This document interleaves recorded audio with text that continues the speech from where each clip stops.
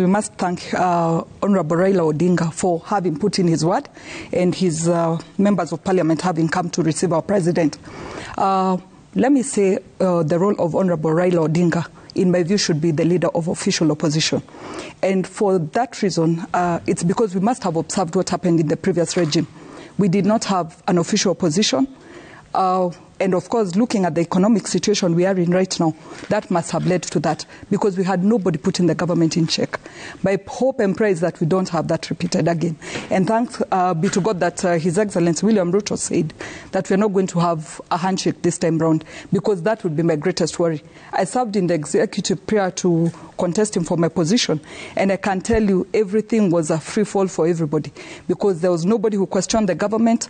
Everybody agreed with whatever the government did. And for this time, I just hope we have that office of opposition. Good.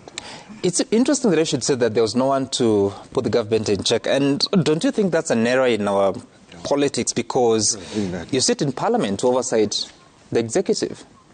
There was still parliament at that time. Let me not comment on a parliament that I did not sit in. Can I mention? No, I want to hear. But that said, that is why I'm putting in my voice on this current parliament, that when it's brought into the House that we need the office of the leader of opposition, I confirm that I'll be in the front line to support that. Yes, because we need it. But for you, how do you understand your role in this parliament as a parliamentarian? I understand my role of representation, oversight and legislation. And in regards to representation and oversight, I can assure you that anything that the government does wrong will be there to put it in check.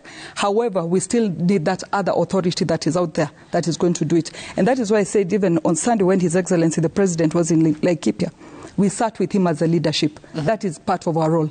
So that one I can assure you my role I'll do, but we still need that outer voice.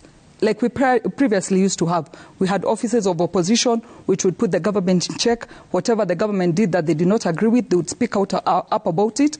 And I remember Honorable Raila Odinga used to do a very, very good job at that. Of late, everything went silent, and I believe that is why we are in the economic situation we are in right now.